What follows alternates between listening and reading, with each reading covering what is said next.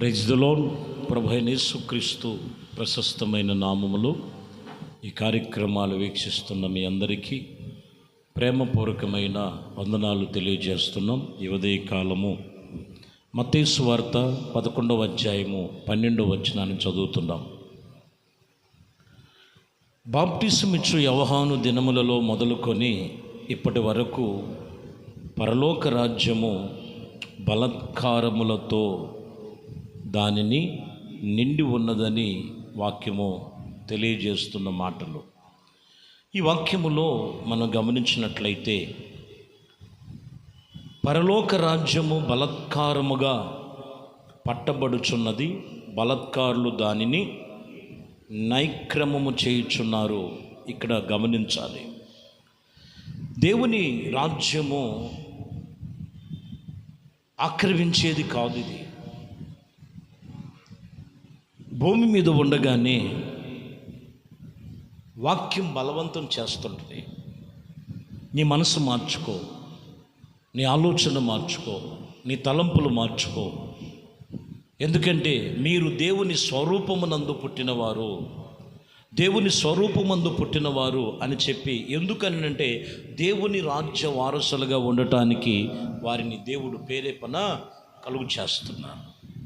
కానీ కొంతమంది బలవంతులు బలవంతముగా జొరబడి వాటిని ఆక్రమిస్తున్నారు.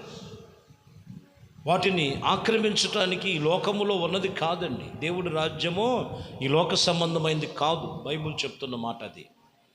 పరలోక రాజ్యము ఈ లోక సంబంధమైంది కాదు. దేవుడి రాజ్యం, దేవుని సన్నిధిలో ఎవరు ఆ రాజ్యములు నిలిచి ఉంటారనంటే, దేవుని రాజ్యమునకు వారసులుగా ఉండటానికి దైవ వర్తమానము వాక్యము ద్వారా దేవుని వాక్యము చెప్పినట్లుగా వారు నడుచుకొనుచున్నటువంటి వారు ఆ రాజ్యములో వారు ఆక్రమించుకునటమే కాదు, నిబంధన ప్రకారంగా నిలిచి ఉంటారని వాక్యం చెప్తున్నమాట. లూకాసు వార్తలో 14వ వచనంలో 23వ వచనం ఉంటుంది. 14వ అధ్యాయము 23వ వచనం. అందుకు యాజకుడు, నా ఇంటి నుండినట్లు నీవు రాజమార్గములోనికి ఇదిగో వెళ్ళినటువంటి లోపలకు వచ్చినటువంటి వారు అక్కడ బలవంతము చేయుము అని రాయబడి ఉంది. రాజమార్గములో ఉన్నటువంటి వారిని, ఆ మార్గములో నడిచేటువంటి విషయములో బలవంతము చేయుచున్నవి, బలవంతము చెయ్యుము అని రాయబడి ఉంది. ఇదిగో ఇక్కడ గమనించినట్లయితే, ఎందుకు బలవంతము చేయుచున్నవి? మీరు రాజమార్గములో చక్కగా నడవండి, దైవ మార్గములో చక్కగా నడుచుకోండి. దైవక్తములు కలిగి దేవునితో నిబంధనతో మనం నడుచుకునే విషయంలో జాగ్రత్తగా మీరు నడుచుకోండి. ప్రియమైన దేవుని బిడ్డలారా, దేవుని దయతో, దేవుని కృపతో ప్రతి ఒక్కరిని, ఎందుకంటే నశించిపోతున్న మానవ జీవితాలను మరలు కొలపటానికి యేసుక్రీస్తు లోకమునకు 2024 సంవత్సరాల క్రితమే ఆయన సశరీరుడిగా వచ్చి ఉన్నారు. ఆయన తండ్రిగా, కుమారుడిగా, పరిశుద్ధాత్మ త్రిత్వమై ఉన్న దేవుడైన, త్రియేక దేవుడైనటువంటి ప్రభు వాక్యం చెప్తున్న మాట, ప్రతి మనిషిని ఎందుకు ఆయన వాక్యమును వినిపిస్తూ వాక్యమును పదే పదే పదే ఆయన చెప్తున్నారంటే, ఆయన మాట వలన రాజ్య స్థాపనలు, ఆయన మాట వలనే సమస్తమును ఆయన క్రమపరిచను, ఆయన మాట వలనే నిత్య రాజ్యములు నిలిచి ఉంటారు. వాక్యం చెప్తున్నటువంటి మాట అది. ఆయన మాటకు లోబడి ఉండి ఆయన రాజ్యములో నిలిచిన వారై ఉండాలి. ద్వితీయోపదేశకాండములో 3వ అధ్యాయం 25వ వచనం, నేను అదరికి వెళ్ళిన యోర్దాను అవతలను ఈ మంచి దేశమునకు నేను దయచేసినట్లుగా నేను యెహోవాను ఇదిగో బ్రతిమలాడుచున్నాను అనుకొనుచున్నట్లుగా రాయబడి ఉన్నది. అదరికి చేరాలి మనం. ఎందుకు బలవంతం చేస్తున్నారంటే అదరికి చేరాలి. ఎందుకంటే మనుషులు ఇదరిన ఉన్నారు.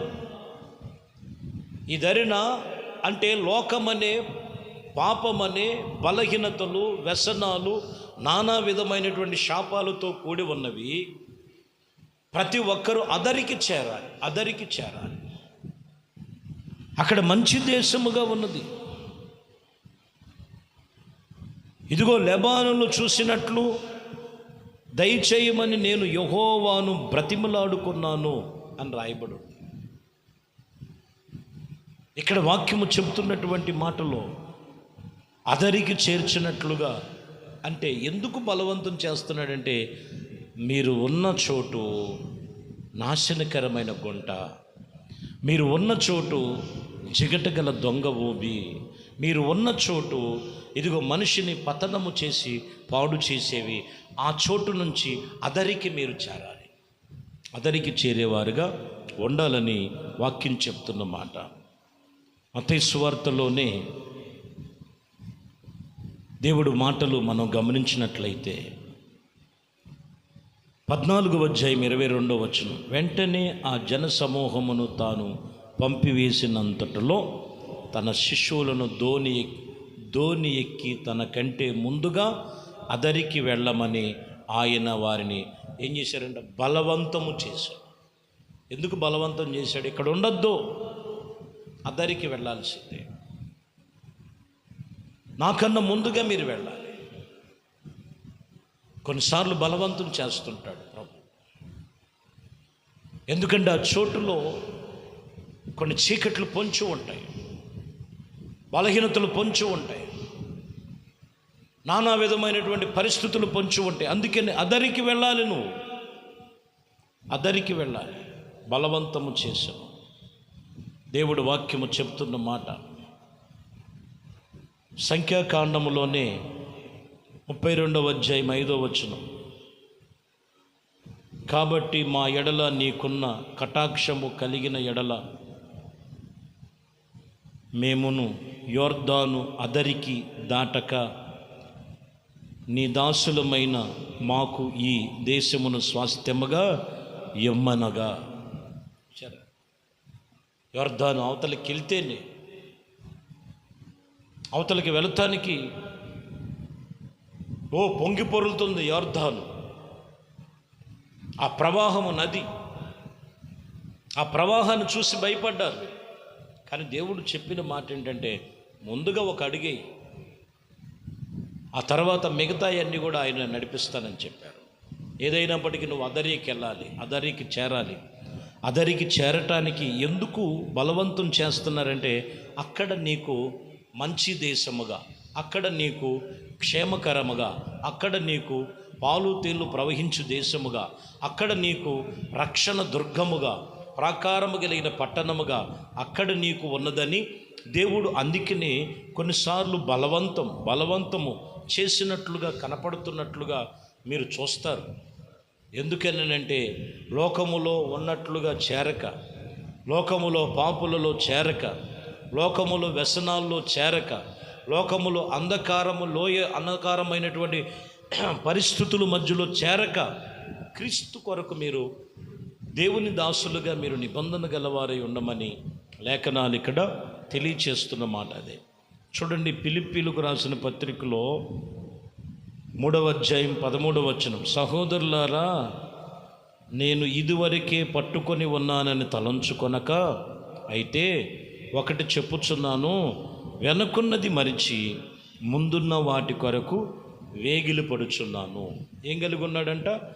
వెనుకున్న వాటిని మరిచి ముందున్న వాటి కొరకు. నేను ఇదివరకే యేసుని నమ్ముకున్నాను, ఇదివరకే క్రీస్తుని రక్షకుడిగా అంగీకరించాను, క్రైస్తవ కుటుంబాలలో పుట్టాను అని చెప్పుకోవటం కాదు, కానీ వెనుకున్న వాటిని మరిచి ముందున్న వాటి కొరకు బలవంతం, దేవుని ఆత్మ సంబంధమైన ప్రేరేపణ బట్టి ముందుకెళ్ళాలి.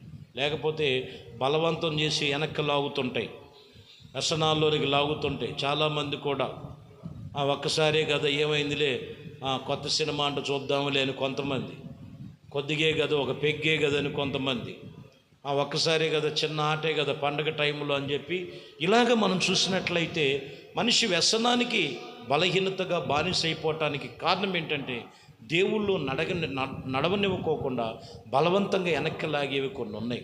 అందుకని ఏమంటున్నాడు, ఇదివరకే నేను ప్రభువుని నమ్ముకున్నా, నా కోసం వెనక ప్రార్థన చేసేవాళ్ళు ఉన్నారు, నేను దేవుని రక్షించబడిన కుటుంబంలో పుట్టానని నువ్వు అనుకోవద్దు.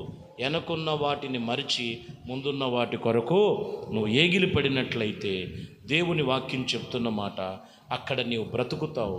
అక్కడ నీకు సమస్తమును కూడా ఆశీర్వాదకరముగా ఆయన నిన్ను రక్షించబడి నీకు కలిగిన ప్రతి ఒక్కటి కూడా బలమైన కార్యాలు ప్రభు సన్నిధిలో నువ్వు చూస్తావు. అట్టి కృప దేవుడు మీ అందరికీ కలుగు చేయనుగాక. ప్రార్థన. పరిశుద్ధుడా, ప్రేమ స్వరూపి, దయగలిగిన మా ప్రభువా, మీ శ్రేష్టమైన అతి పరిశుద్ధ నామమును బట్టి మీకు వందనాలు, స్తుతులు. మీ కృపా దయా సంకల్పమును బట్టి ఇదిగోనైనా మరి ఈ ఉదయకాలము అయా మరి మీ సన్నిధిలో అయా మీ కార్యముల చేత మరింతగా బలపరచండి.